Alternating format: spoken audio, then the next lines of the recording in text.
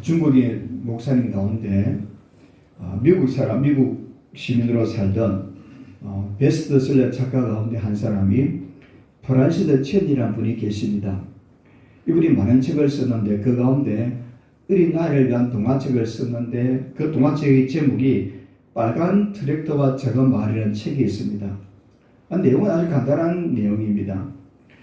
어느 작은 마을에 빨간 트랙터가 하나 있었어요. 마을 사람들은 사용법을 잘 몰라서 그 빨간 트랙터를 앞에서 끌고 뒤에서 밀면서 밭을 가는 거예요. 얼마나 어리석은 일이겠어요. 한번 상상을 해보십시오. 그 큰 트랙터를 앞에서 끌고 뒤에서 밀고 밭을 갈고 농사를 지었어요. 소출이 별로 없겠죠. 그러나 어느 날 그 마을에 있는 데이브라는 사람이 창고를 정리하다가 트랙터 사용 설명서를 발견한 거예요. 그리고 다음날 동네 사람들에게 말하기를 내가 이 온 동네 밭을 하루 만에 다 갈겠다는 거예요.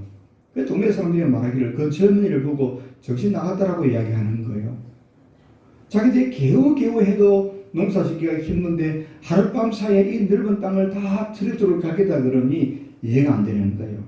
그래서 이 데이브라는 청년이 밤새워 사용 설명서를 보고 해서 트랙터 사용법을 배운 거예요. 그리고 하룻밤 사이에 온 동네 들판을 다 갈고 말았어요. 그랬더니 동네 사람들이 깜짝 놀라는 거예요. 그리고 나서는 그 트랙터 사용법을 다른 동네 사람들이 알려주고 다른 사람들도 유용하게 쓰고 그래서 그 동네가 부유하게 복되게 살았다는 이야기입니다. 이 이야기가 주는 교훈은 참 간단합니다. 많은 사람들은 자기 생각, 자기 힘으로 살아가려고 애를 씁니다. 근데 그것이 인생이 잘 되는 줄 아는데 사실 생각해보면 자기 힘으로 자기 생각으로 잘 살려고 하는 인생은 어리석은 일이 참 많다라고 하는 것을 보게 되었습니다. 하나님이 우리를 창조하셨습니다. 그리고 우리 인생을 잘 살 수 있도록 사용 설명서를 주셨어요. 그것이 무엇입니까? 바로 성경이라는 거예요. 오랜 세월 선지자들이 하나님의 말씀을 받아서 기록한 것을 모은 것이 성경입니다. 그 안에는 하나님께서 우리 인생을 살아가는 가운데 꼭 필요한 내용들을 담겨져 있습니다. 우리가 죄와 사망에서 구원받는 구원의 길이 무엇인지 또 천국 가는 길이 무엇인지 어떻게 하면 승리하는 삶을 살게 되는지를 잘 말씀해 주신 거예요. 그러면 누가 지혜로운 사람이겠습니까? 그 하나님의 말씀을 잘 듣고 그 말씀으로 살아가는 사람이 가장 지혜로운 사람이다 라고 말씀해 주는 겁니다.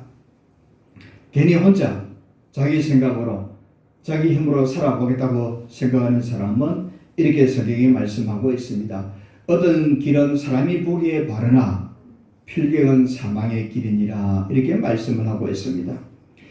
자기가 생각한 대로 살면 잘 산다고 생각하고 있는데 결국 그 길로 가다 보니까 폭삭 망하는 길이 되기도 하더라고 말씀해 주는 거예요.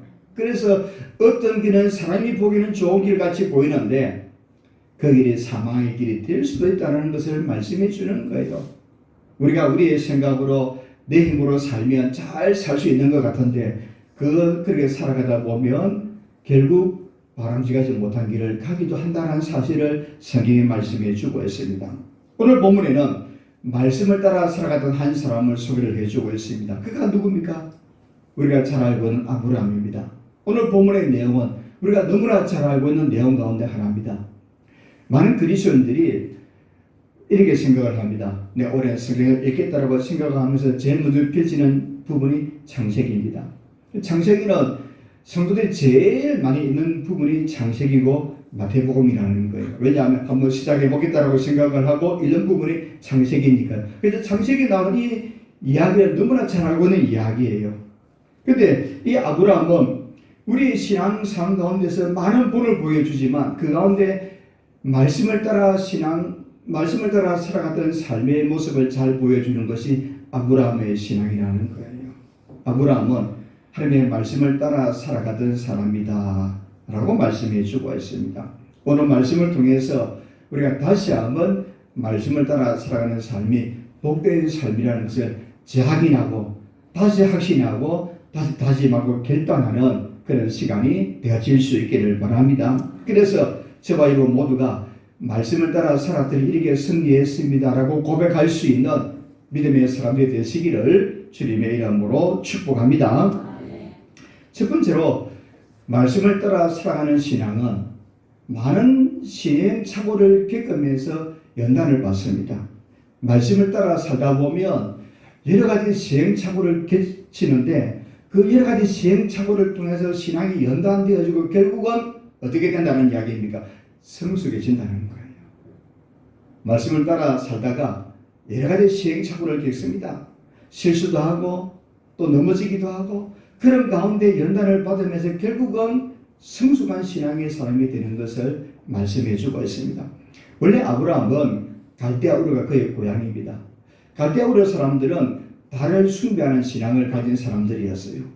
그 아버지 데라는 이 우상을 만들어 파는 사람이었습니다. 그래서 아브라함의 가문은 갈대아 우르에서 우상을 제작해서 만드는 그런 가문이었다고 생각을 해볼 수가 있습니다.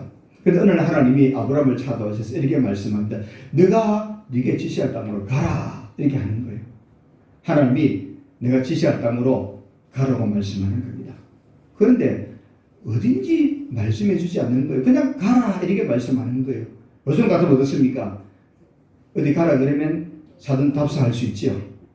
또 뭐가 있습니까? 구글 지도 펼쳐놓고 딱 찾아보면 나옵니다.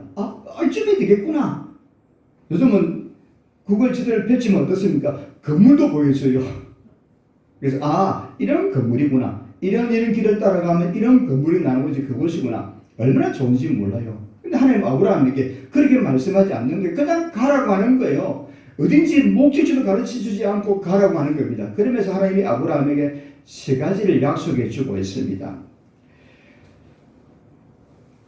오늘 보면 2절 3절에 보니까 내가 너로 큰 민족을 이루고 네게 복을 주어 내 이름을 창대하게 하리니 너는 복이 될지라. 너를 축복하는 자에게 내가 복을 내리고 너를 저주하는 자에게 내가 저주하리니 땅의 모든 족속이 너로 말미암아 복을 얻을 것이라. 이게 세 가지 약속을 주시는데 아브라함에게 큰 민족을 이루게 하시겠다는 거예요. 두 번째 약속은 이름을 창대케 해주시겠다는 겁니다. 세 번째는 아브라함을 통해서 모든 민족의 복을 받는 복의 통로가 되겠다고 말씀을 주시는 거예요. 그런데 아브라함이 이 말씀을 듣고 있는데 가만히 생각해 보니까 이 말씀이 이루어질 확률은 하나도 없어요. 현실적으로 불가능한 거예요. 이 세 가지의 약속을 보면 이 일이 이루어질 가능성은 불가능하다는 거예요. 그렇지만 아브라함은 어떻게 합니까? 오늘 본문 4절에 보니까 이 아브라함이 여호와의 말씀을 따라갔다는 거예요.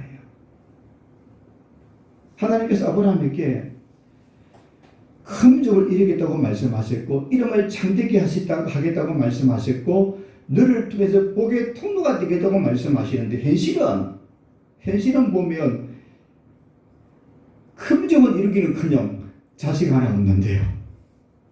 이름을 창대케 한다고 남의 땅에 와서 사는데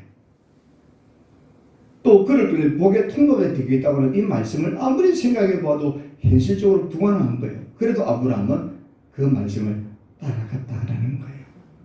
말씀을 따라가면 복이 있다는 사실을 우리에게 보여주고 있습니다. 아브라함의 나이가 75세였어요. 근데 아브라함의 나이가 75세였지만 자식이 하나도 없다라고 말씀하고 있습니다. 조실부모한 조카 롯을 데리고 떠나가게 되는 거예요. 어딘지 모르고 하나님이 가라고 하니까 그저 가족들을 데리고 따라 나온 거예요. 히브리서 기자는 이 말씀을 이렇게 말씀해 주고 있습니다. 믿음으로 아브라함은 부르심을 받을 때에 순종했다는 겁니다. 장래 유업으로 받을 땅에 나아갈새 갈 바를 알지 못하고 나아갔다는 겁니다. 어디로 가야 될지 모르고 갔다는 거예요. 여러분 누군가가 우리에게 좀 오라 그렇게 하면 어떻게 하겠어요? 짜증이 나겠죠. 어디로 오란 말인가? 어디로 가야 될 것인가? 짜증이 나겠죠. 당연히 짜증이 납니다. 근데 하나님께서 아브라함에게 내가 지시할 땅으로 가라. 그러면서 세 가지 약속을 주시는데 아브라함은 어디지 모르지만 하나님이 가라 그러니까 그 말씀에 순종하여 갈 바를 알지 못하고 갔다라고 하는 거예요. 여러분 같으면 어떻게 하시겠어요? 요즘 같으면 사전 답사도 해야 되겠고 또 구글 지도도 있어야 되겠고 내비게이션도 있어야 되는데 어디 가야 될지 모른다고 얼마나 망설이겠습니까? 근데 아브라함은 역시 아브라함이었어요. 하나님의 말씀에 순종하여 갔다는 겁니다.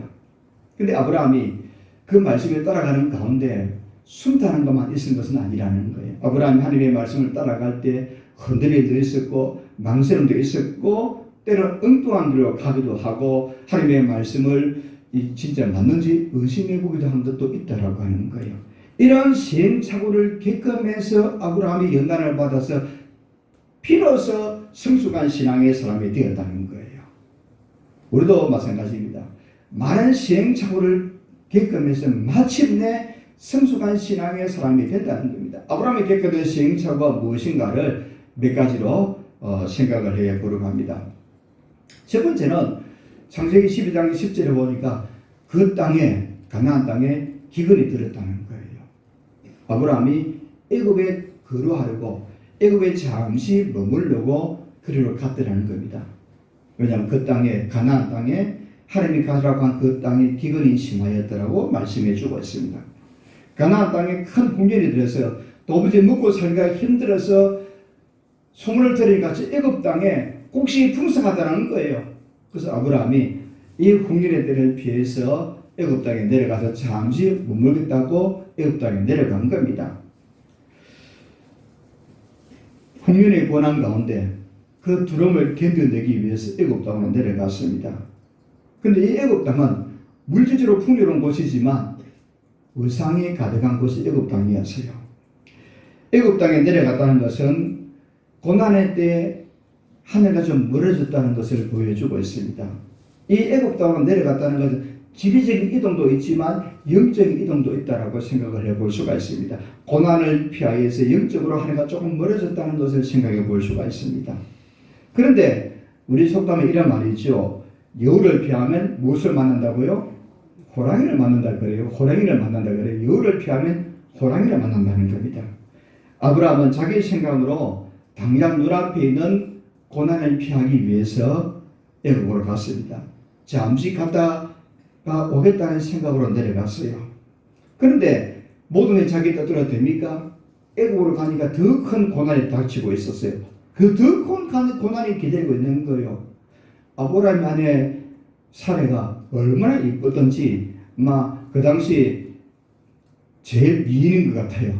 그래서 애굽에 갔더니 아브라함 아내 사라의 미모에 애굽 사람이 반하는 거예요. 아브라함도 생각하기를 자기 아내가 너무 예쁘던 것 같아요. 그래서 그 아내에게 말하기를 애굽 땅에 내려가도 혹시 당신 내 아내라 이렇게 이야기하면 애굽 사람 나를 죽이고 당신을 빼앗아갈지 모르니까 누이라 하라고 속이는 거예요. 그래서 당신 나의 누이입니다. 실제로 친족간이었으니까 그 당시에는 누이라고 부를 수도 있었을 거예요. 누이라 생각 부르라고 하고 간 거예요.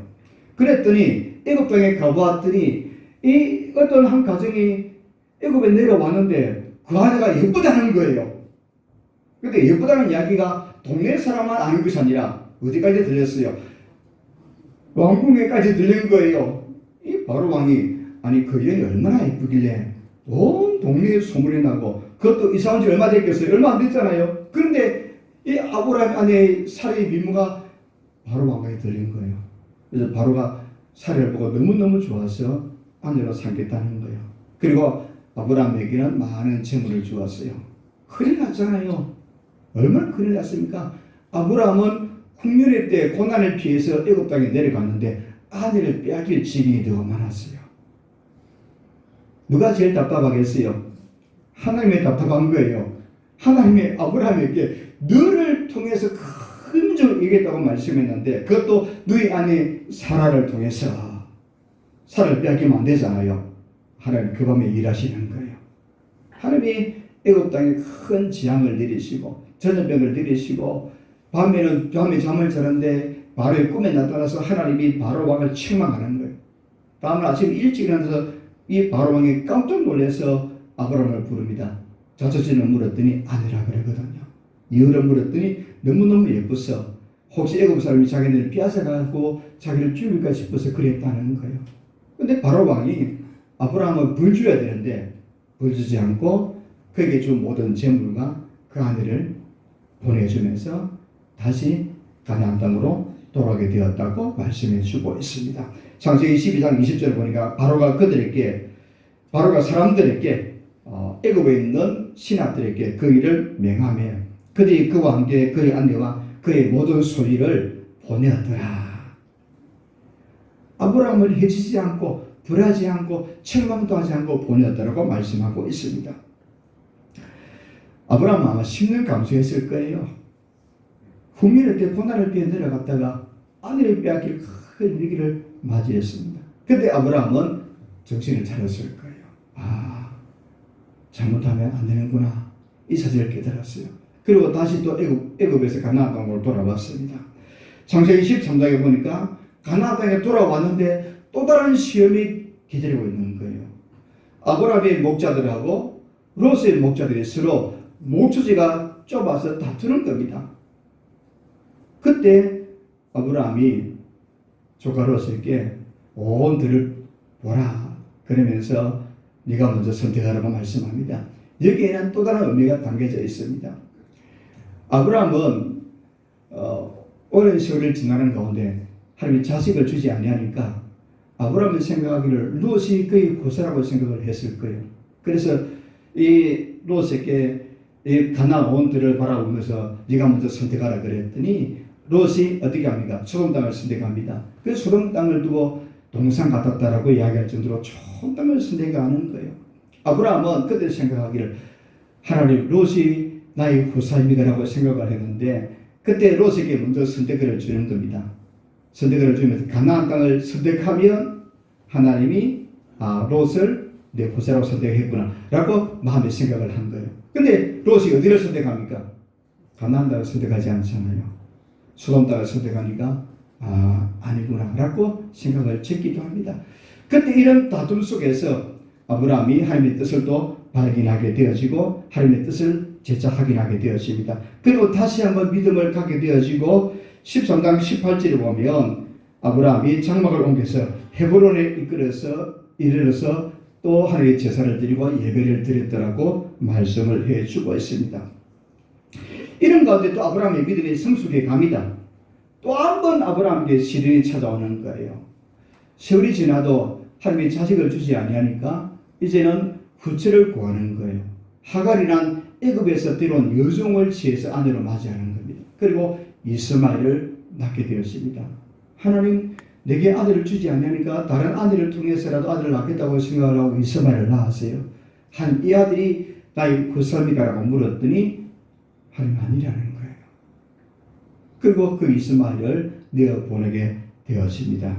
이런저런 시행착오를 겪으면서 아브라함 나이 100살이 되었을 때 드디어 이삭을 낳게 되었습니다. 하나님께서 그의 아내 사라를 통해서 이삭을 주게 됩니다.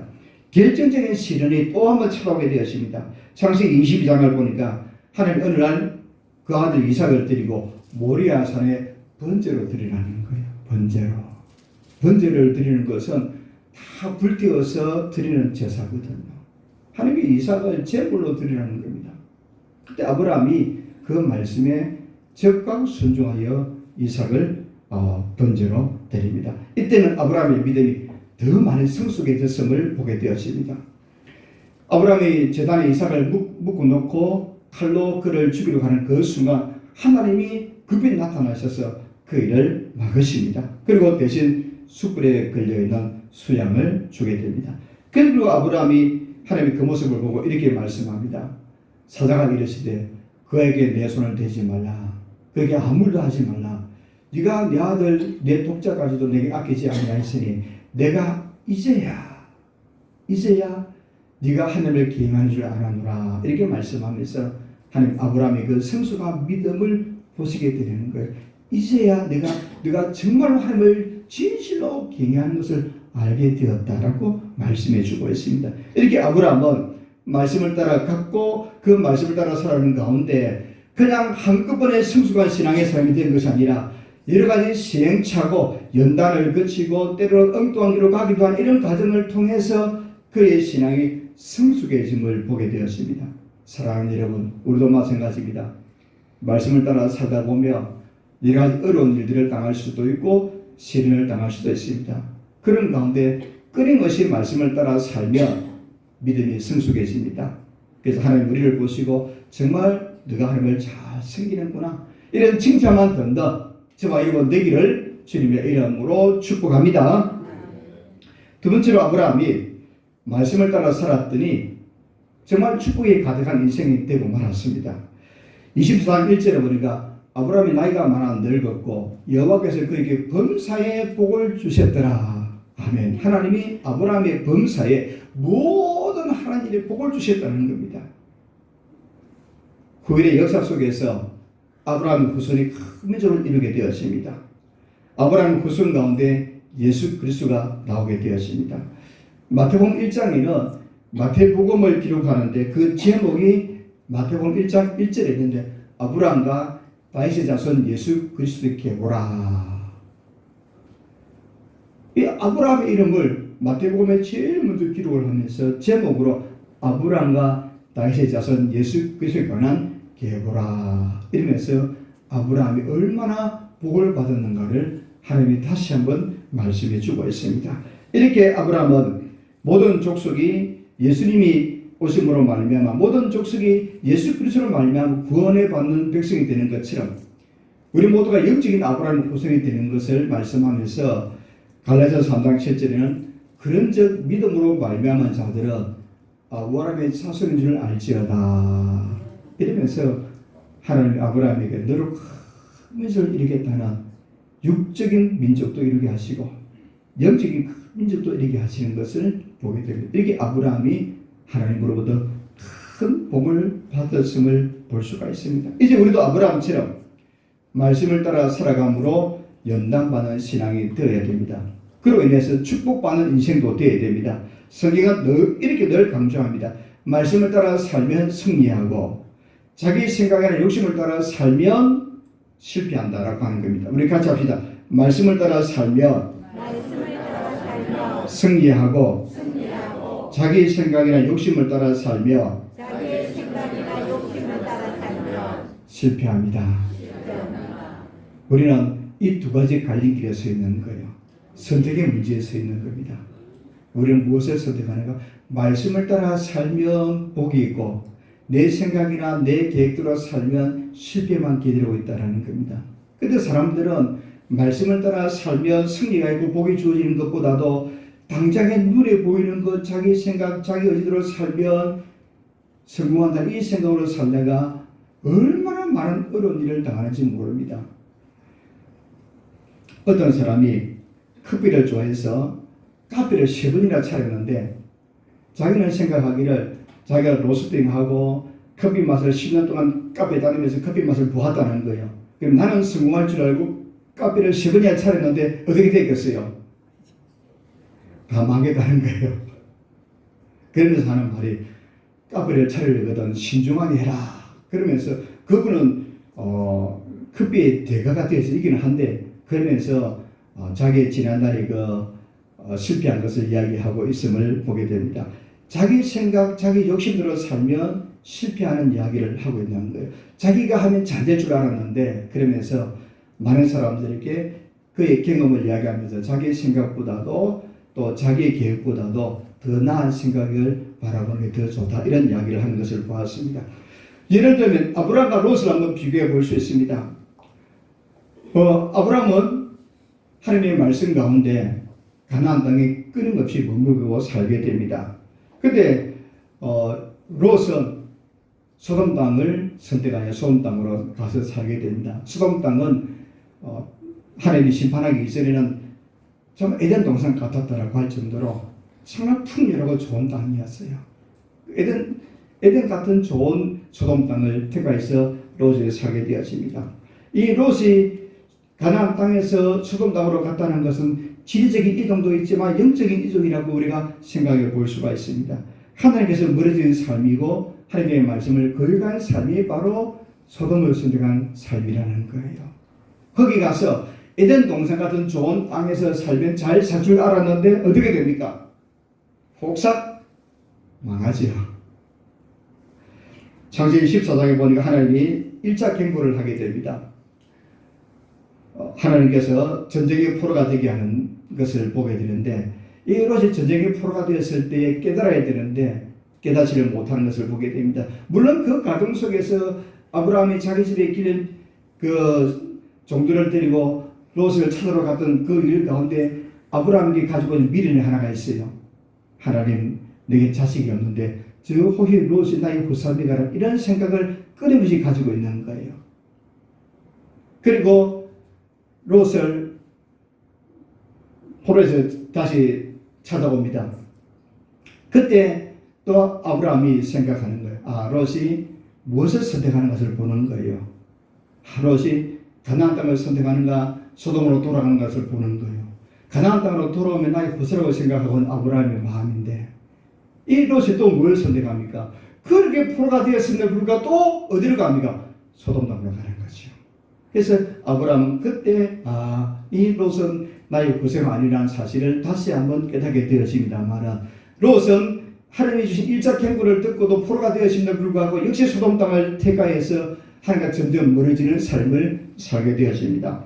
창세기 19장에 보면 소돔성이 유황불로 불탈 때에 모아놓은 재산을 다 버려두고 몸만 빠져나오게 되었죠. 그나마 다행인데, 그런데 불구하고 정신을 차리지 못하고 어떻게 됩니까? 롯의 아내는 처자의 경고를 어기고 뒤를 돌아보다가 소금기둥이 되고, 두 딸은 아버지에게 술을 먹이고 나서 동침을 해서 자식을 낳는데, 그 후사가 모압이고 아몬 족속이 되었습니다. 이 롯의 후손들이 어떻게 됩니까? 아브라함의 후손과 철저히 원수가 되는 거예요. 야고보 1장 15절에 보니까 욕심이 잉태한 죄를 낳고 죄가 장성한 즉 사망을 낳느니라. 그 말씀대로 롯은 욕심을 부리다가 결국은 망하는 길로 가는 모습을 보게 되었습니다. 이 아브라함과 롯의 모습을 보면서 말씀을 따라 살아가는 사람과 자기 생각을 따라 살아가는 사람의 차이가 얼마나 큰가를 잘 보여주고 있는 거예요. 그러므로 우리는 오직 말씀을 따라 살아갈 수 있는 그런 저와 여러분들이 꼭 되시기를 바랍니다. 고린도전서 4장 6절에 보니까 기록된 말씀 밖으로 넘어가지 말라, 이렇게 말씀하고 있습니다. 우리는 말씀 밖으로 넘어가지 않고 말씀 안에서 우리의 삶을 살고 몸부림치는 그런 저와 여러분들이 되어지기를 바랍니다. 우리가 말씀으로 벗어나지 아니하며 하나님 우리의 인생을 책임져 주십니다. 시편에 보니까 지존자의 그늘 아래 거하는 자여, 이렇게 말씀합니다. 오늘 새벽에 지존자의 그늘 아래 거하리로다. 전능하신 하나님이 그늘 아래 사는 것이 얼마나 복 있는지 모릅니다. 전능하신 하나님 우리 그늘이 되어 주신다라는 것, 그건 정말 우리에게 있어서 복 있는 삶이라는 겁니다. 우리가 하나님의 말씀 안에 살면 하나님이 친히 인도하시고 도와주시고 보살펴 주시겠다고 말씀해 주고 있습니다. 시편 128편 1절에 보니까 여호와를 경외하며 그의 길을 걷는 자마다 복이 있도다.